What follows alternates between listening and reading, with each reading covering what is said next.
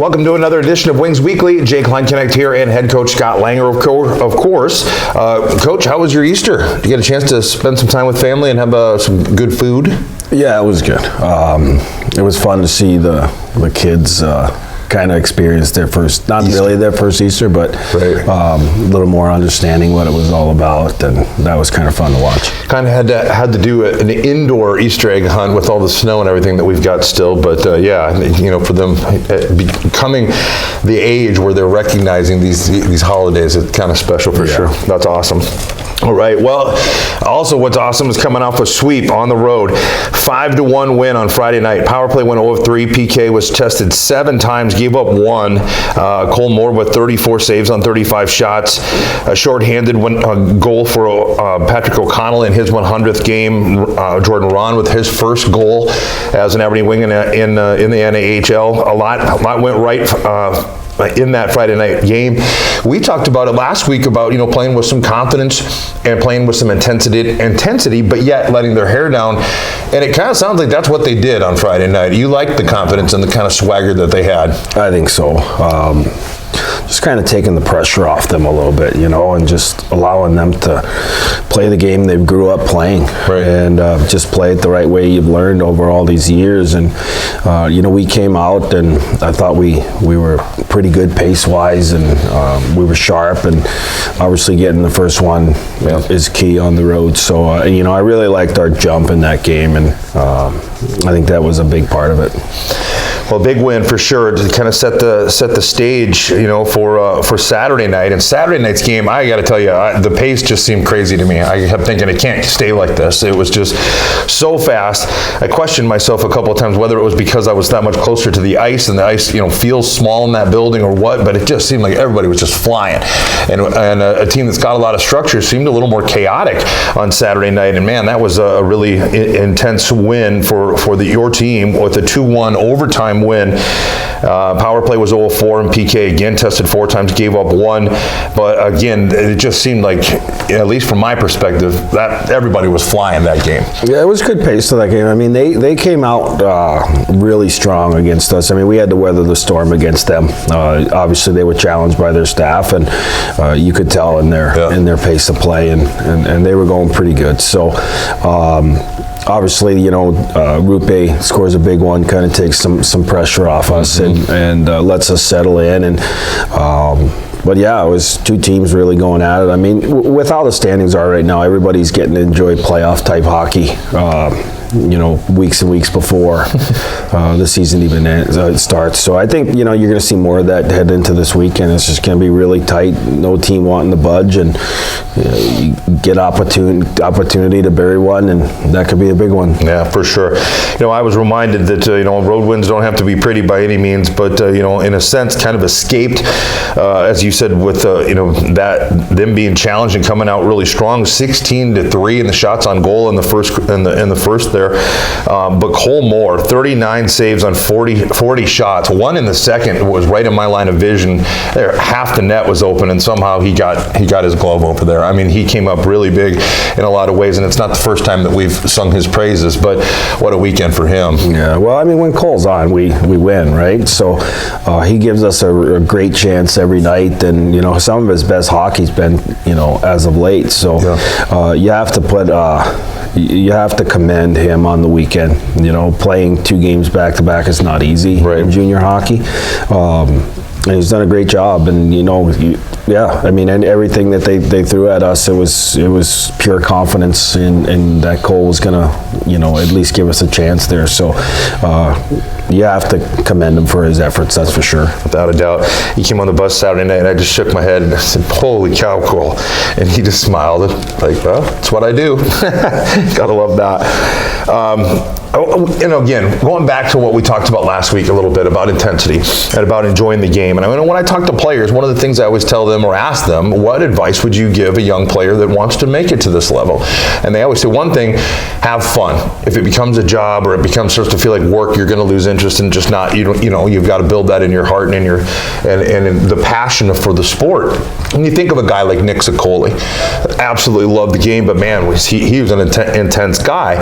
Is there a line between intensity and still allowing the fun, like you were saying, like letting the hair down and letting them play the game they love? Well, I think there's definitely a difference. I mean, you know, at this level, it's talent meets talent, right? Yeah. So something needs to separate you, and obviously that ability to compete is a huge one that puts guys over the top. But I just think when you're playing a little more at ease, trying to let the game just take over and play it how you know how to play it, and you know, it's something to be said for that. And, you know, at this level, I mean, they're not pros. They're young guys that are learning to deal with adversity, and we've been dealt a ton of adversity in the last couple months. But it's I'm just trying to get them to understand that we've already done all of our prep. I mean, we've gone for eight months, and you know, that stuff just needs to take over in your instincts and in your play, and stop gripping the stick so tight, you know. And I think you've seen a little bit of that this weekend. I mean, you still have to remain intense, right? You know, but you have to channel it the right way. Well, and it's something that you and I have talked about in pregame, and I always ask you, well, how did the week of preparation go, or how did the week of practice look? In the last few weeks, you've been like, hey, you know, at this point, the practices are about the same. You know, it's not like it changes a whole lot. The intensity is there, and like you said, the preparation is the same. You're not changing anything up or doing anything different. It's how you approach the game itself. It's where the intensity or the difference kind of comes in. Well, we mentioned it, or you mentioned it, the standings are absolutely ridiculous right now. I mean, Austin has clinched the division, obviously, with 76 points, but then St. Cloud was 65, Minot 62, North Iowa 62, Aberdeen 62, Bismarck with 60.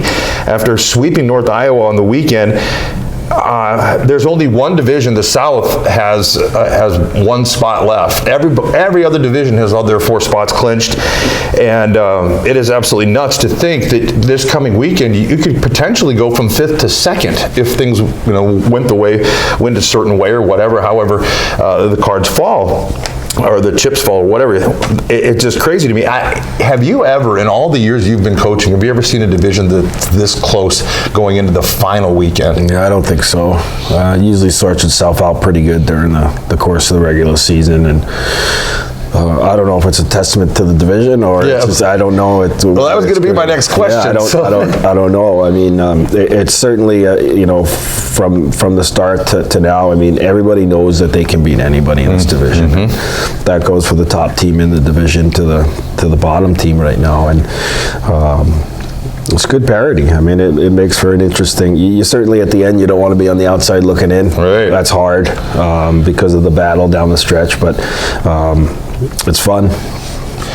And like you said, since everybody can beat anybody, and there isn't a real dominant team necessarily with Austin, getting beat over the weekend and so on, it really, we talk often about how getting in to the playoffs is the priority, because then it's a new season. Like, it's a whole different thing. Everything starts at zero, and when you know that everybody in the division can beat anybody, the 4, the 1, whatever, it really doesn't matter that much. It makes it that much more interesting, but still got to get in. Yeah. And speaking of which, St. Cloud comes to the ODI Center this weekend. We will see them here both Friday and Saturday night, and you'll hear more about some of the other fun things we have going on during that game. But Wings are 6-0 against St. Cloud so far on this season. But like you've said on several occasions, that's a very good hockey team. It's tough to come up with wins on the road, but certainly at home you've got the crowd here that's going to be cheering the Wings on for sure. But it's really tough to beat a team over and over again, even though when they're throwing everything at you. At this point in the season, do you think you'll see anything different from them, or do you expect to see that same level, of intensity, certainly, but that structure and so on that St. Cloud brings? Yeah, I think, they've been successful with what they bring, and I'm sure, Corey's going to do a great job of motivating them and getting them to come out and start the game like they did against us on Saturday. There's 2 desperate teams on that ice, so it's going to come down to a game of mistakes or goaltending. It's just going to be the slightest thing that's going to make the difference. So, but you know, they are a good hockey team. That might be the best hockey team we've played in the division. They've done a great job of improving their lineup throughout the course of the year, and they just got really good structure. You know, and they have good bodies at each position. So we're gonna have to be on our game. But you know what? You know, there's so much on the line. You know, I expect everybody to show up and sort it out on the ice. Well, and then North Iowa and Bismarck, we'll be watching that one close. Obviously, Minot, you know, they have moved their way up to third, but, you know, playing Austin, Austin's clinched. There's a lot on the line here in this final weekend, and we've been saying it, I don't know, for months that we kind of thought it was going to come down to the last weekend, but I didn't honestly think it'd come down to the very last game to see who would make it and who wouldn't. So it's going to be a fun weekend, folks, and we really encourage you all to come out to the ODI Center and cheer on these Aberdeen Wings. Coach, congratulations on a fantastic weekend, and you know, I know you've got your work cut out for you here for sure against the Norsemen, but good luck against them coming up. Thanks, Jay. And once again, thanks for your time. All right, folks, second portion of Wings Weekly comes up after this. We're gonna be here all day. Once upon the greatest of all times. Who's this? It's Kyler Murray. Kyler. Bring my phone to 6th Street. We gotta wrap this up. We're looking for Kyler! Just left. Janae! I'll take those wings, though. Wanna catch the game? Yo, Josh, what's up? Yo, Janae! Josh. To the film room! Whoa! Wrong quarterback. Can't even see the screen. B-dubs!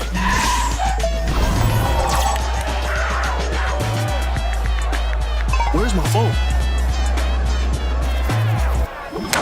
Wrong quarterback, bro. To the greatest of all friends! To the greatest of all times, Buffalo Wild Wings. Second portion of Wings Weekly continues on, and as usual, a player is joining me, and this time it is Jordan Ronn of Champlain Park, Minnesota. And you know how you know they say have a game, or he had a game. You had a weekend. First goal on Friday night with the Aberdeen Wings and with in the NAHL, and then on Saturday night an overtime game-winning thriller to sweep St. Cloud. That had to be a pretty monumental achievement, or had to feel pretty darn good, I would imagine. Yeah, it was an unbelievable experience. I did it in my home city, or my home state. Yeah. It was just a good feeling.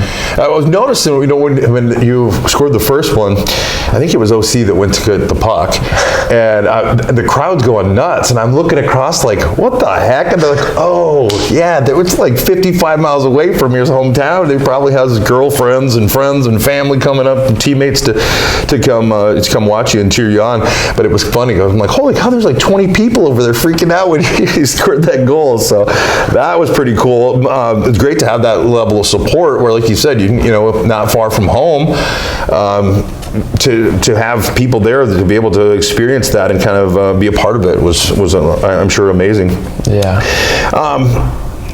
You know, like to talk with Stefan last weekend, you know, there's not a whole lot of difference when it comes to temperature and environment and stuff like that from here to, you know, the cities or Minnesota and much of Minnesota especially, maybe not the Iron Range, but anyway, you know, it's pretty flat, it's cold, obviously there's a population difference, Yeah. but otherwise not a whole lot different there, except for perhaps, you know, living away from home. What's it been like, you know, to come to a community that you've never been to before, really, and you know, and be in someone's home where you're again away from your parents, away from what you know?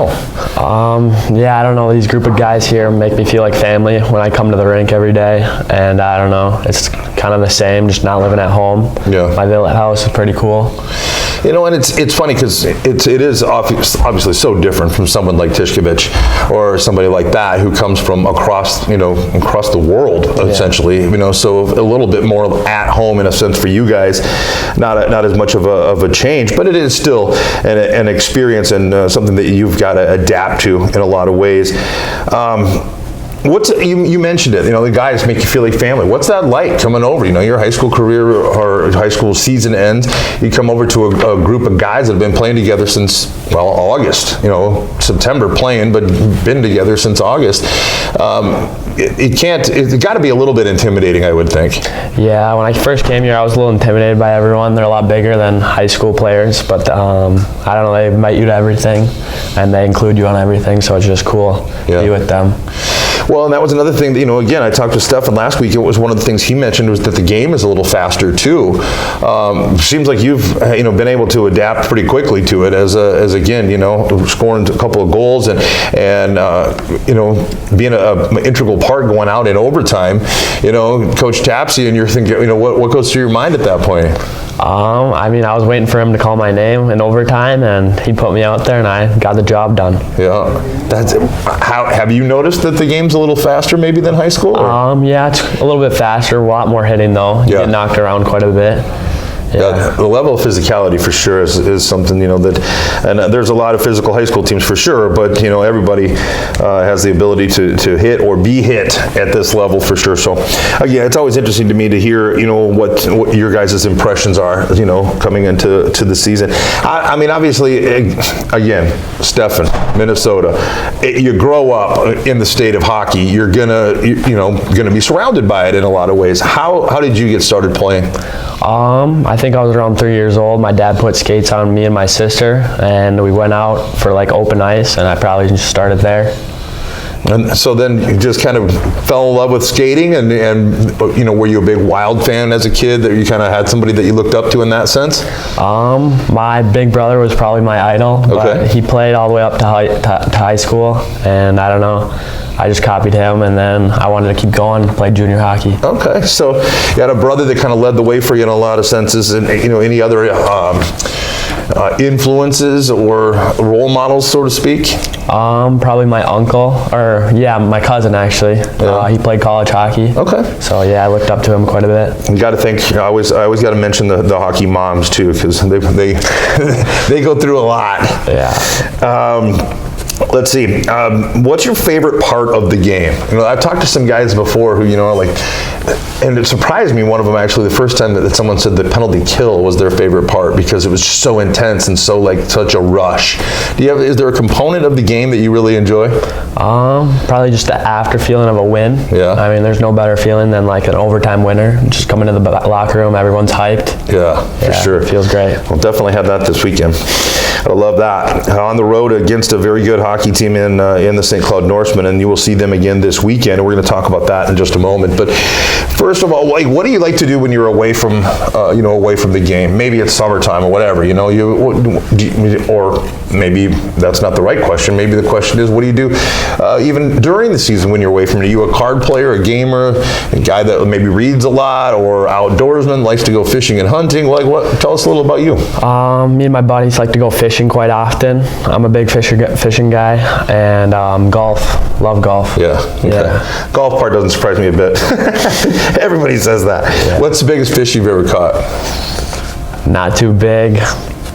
Probably a 4-pound bass, or You had nothing that you've got mounted on the wall that was not yet. Working on it. There you go. All right. How about your game day routine? You got anything that you have to do? Any superstition kind of things? I like to shower before games. Yeah. Just kind of wakens me up before the game. I don't think I'm too superstitious though. Yeah. I don't know. How about music? What's your pump up song that gets you going, that you're listening to when you're, That's a tough one. Yeah. Probably All of the Lights. It's a good one. Yeah. Yeah. How about you a Suey guy, or kind of go by yourself kind of? I am a Suey guy. I played soccer growing up as a kid, and so I'm pretty good at that. Nice. Okay. So now I asked you about music a little bit, about your pump up song, or what's your jam. How about this one? If you had to, I always ask guys about food. If you had one food, what would it be for an entire year? How about this? What if you had one song? You could only listen to one song for an entire year.